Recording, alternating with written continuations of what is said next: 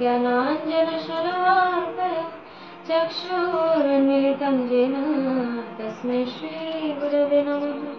नमो विष्णुपादाय तीर्थपथप्रदर्शिने श्रीमते भक्तिसम्पत्तिगोस्वामिति नामिने। वाञ्छाकल्पतरुभ्यश्च कृपासिन्धुभ्य एव च पतितानां पावनेभ्यो वैष्णवेभ्यो नमो नमः। श्रीकृष्ण चैतन्य प्रभु नित्यानंद श्री अद्वैत गदाधर शिवसादि श्री गौरभक्तवृंद। हरे कृष्ण कृष्ण कृष्ण हरे हरे, हरे राम राम राम हरे हरे। हरे कृष्ण प्रिय भक्तगण, आगामी 7 जून शनिवार पांडवा निर्जला एकादशी व्रत पालन হবে। জ্যৈষ্ঠ মাসের শুক্লপক্ষীয় পাণ্ডবা নির্জলা একাদশী বা ভূমি একাদশী। এই যে একাদশীর মাহাত্ম্য কথা ব্রহ্ম বৈবর্ত পুরাণে উল্লেখিত আছে, সেই মাহাত্ম্য কথা আমি আজকে শ্রবণ করাবো। তো যুধিষ্ঠির মহারাজ যখন ভগবান শ্রীকৃষ্ণের কাছে অপরা একাদশীর কথা শ্রবণ করলেন, তারপর তিনি বললেন যে হে কৃষ্ণ, আমাকে দয়া করে জ্যৈষ্ঠ মাসের শুক্লপক্ষীয় একাদশীর কথা শ্রবণ করলেন। ভগবান হাসলেন এবং তিনি দেখলেন যে সামনেই মহর্ষি বেদব্যাস উপস্থিত হয়েছে। তো ভগবান সবসময় ক্রেডিট দিতে চান তার ভক্তকে যে কোনো কাজে, তাই তিনি এই একাদশীর মাহাত্ম্য বলার কথা ক্রেডিটটা যে দিলেন সেটিও দিতে চাইলেন ব্যাসদেব। তাই যুধিষ্ঠির মহারাজ কে কৃষ্ণ বললেন যে এই একাদশীর মাহাত্ম্য বলবেন ব্যাসদেব। যুধিষ্ঠির মহারাজ এবার তাকালেন ব্যাসদেবকে এবং বললেন, হে মহর্ষি, আমি জ্ঞান কাণ্ডের কথা অনেক শুনেছি, বিভিন্ন লৌকিক ধর্মের কথা অনেক শুনেছি, কিন্তু ভক্তি বিষয়ের কথা, ভক্তি যোগের কথা এখন আমি শুনতে চাইছি। তাই আমাকে তুমি দয়া করে এমন কিছু ব্রতের কথা বলুন যার দ্বারা ভক্তিতে উন্নতি লাভ করা যায়। ব্যাসদেব শুনে খুব খুশি হলেন আর তারপর বললেন, হে রাজন, আপনি যে জ্ঞানের কথা বললেন, খুব লৌকিক ধর্মের কথা বললেন, কলিযুগে ওগুলো খুব একটা লাভ করা যায় না। কলিযুগের জন্য খুব সহজে করা যায় এইরকম কোনো ব্রতের প্রয়োজন। তা না হলে মানুষ খুব কঠিন যাগ যজ্ঞ ব্রত সেগুলি তার কলিযুগে সহজ কথা নয়। কলিযুগের জন্য খুব সহজে করা যায় এইরকম ব্রতের প্রয়োজন। তা না হলে মানুষ খুব কঠিন যাগ যজ্ঞ ব্রত সেগুলি তারা কলিযুগে করতে পারবে না। তারপর ব্যাসদেব বললেন, খুব সহজে যে করা যায় আর যে মহা ফল প্রদান করে সেই রকম ব্রতের কথা আমি বলছি। সেই হলো একাদশী। মানুষের কর্তব্য প্রতিটি মাসে যে 2টি করে একাদশী ব্রত হয়, শুক্লপক্ষের এবং কৃষ্ণপক্ষের, এই দুটোতেই উপবাস করা উচিত। তারপর ব্যাসদেব এই একাদশী পালনের পদ্ধতি বলতে আরম্ভ করলেন। তিনি বললেন যে একাদশী ব্রত পালন করো, তার থেকে বহু পাপ থেকে তুমি মুক্ত হয়ে যাবে, বহু পুণ্য ফল অর্জিত করতে পারবে এবং মৃত্যুর পর বৈকুণ্ঠ লোকাংশ গচ্ছিত, বৈকুণ্ঠ ধাম গমন করার সুযোগ পাবে। আর বললেন, একাদশীর দিন ব্রহ্ম মুহূর্তে স্নান করে ভগবানের মঙ্গল আরতি করে সারাদিন উপবাস কৃষ্ণ কথা কৃষ্ণ নাম করে কাটাতে হবে। তারপর দ্বাদশীর দিনতেও ভগবানের পূজা অর্চনা করে ব্রাহ্মণ বা বৈষ্ণবদেরকে আগে প্রসাদ বিতরণ করতে হবে, তাদের কাছে আশীর্বাদ গ্রহণ করে তারপর তাদের কাছ থেকে আজ্ঞা নেওয়ার পর নিজে প্রসাদ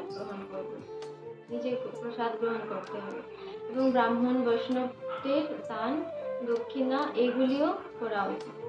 তারপর বললেন যে যারা অধর্মী, যারা বিভিন্ন পাপ কর্ম করেন, তারাও যদি অন্য কিছু না করে কেবল এই 2টো একাদশীর দিন উপবাস ব্রত পালন করেন, তাহলে যমরাজ তাকে স্পর্শ পর্যন্ত করতে পারবে না।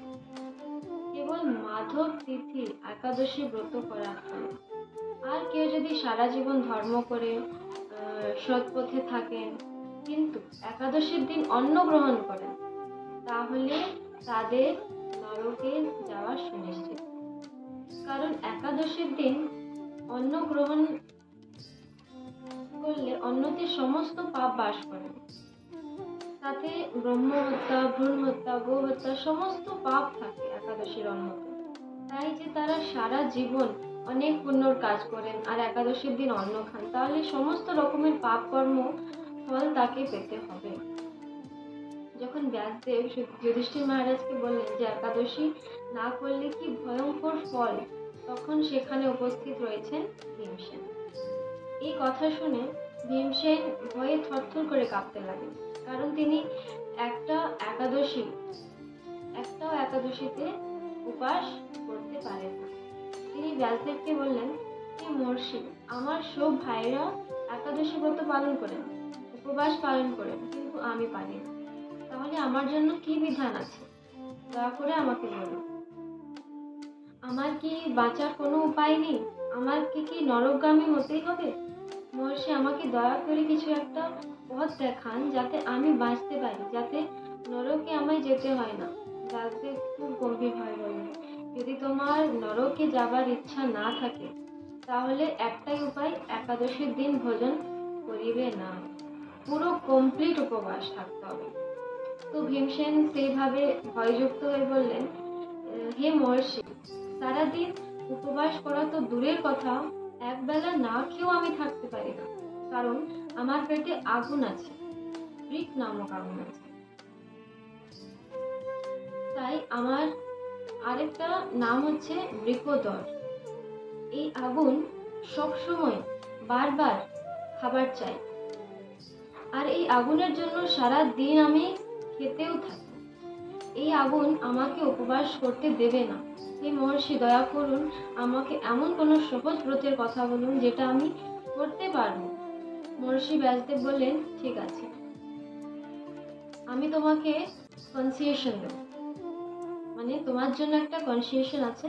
তুমি একটা একাদশী অন্তত বছরে করো, সেটি হলো জ্যৈষ্ঠ মাসের শুক্লপক্ষের একাদশী। এই একাদশীতে একদম জল পর্যন্ত স্পর্শ করবে না, সম্পূর্ণ নির্জলা একাদশী পালন করবে। বাকি কোনো একাদশী তোমার পালন না করলেও চলবে। এই একটা একাদশী পালন করলে তুমি সমস্ত একাদশীর ফল পাবে। এবং সেদিন থেকে এই জ্যৈষ্ঠ মাসের শুক্লপক্ষে একাদশীতে ভীমসেন সম্পূর্ণ নির্জলা উপবাস করা শুরু করল, এবং তখন থেকে এই একাদশীর নাম হলো ভীমা একাদশী বা পাণ্ডবা নির্জলা একাদশী। মহর্ষি ব্যাসদেব এই একাদশীর দিন ভীমসেনকে সম্পূর্ণ নির্জলা থাকতে বললেন, এবং তারপরের দিন ভোরবেলা স্নান করে ভগবানের পূজা করে ব্রাহ্মণের আগে ডাকবে এবং তাদেরকে আগে ভোজন করাবে দান দক্ষিণা দিয়ে, এবং তারপর তুমি ভোজন গ্রহণ করবে, ভীমসেনকে তিনি বললেন। তাহলে অবশ্যই তুমি অন্য সমস্ত একাদশীর সুফল লাভ করবে। তো ভক্তগণ, এইভাবে ভীমসেনের কৃপায় বলুন আমরাও এই সুন্দর একটি তিথি পেলাম, হচ্ছে পাণ্ডবা নির্জলা একাদশী, যেটা করলে অন্য সমস্ত একাদশীর সুফল আমরাও পাবো। তাহলে এসো আমরাও এই পাণ্ডবা নির্জলা একাদশীর ব্রত ভক্তি সহকারে পালন করি আর ভগবানের অসীম কৃপা লাভ করি।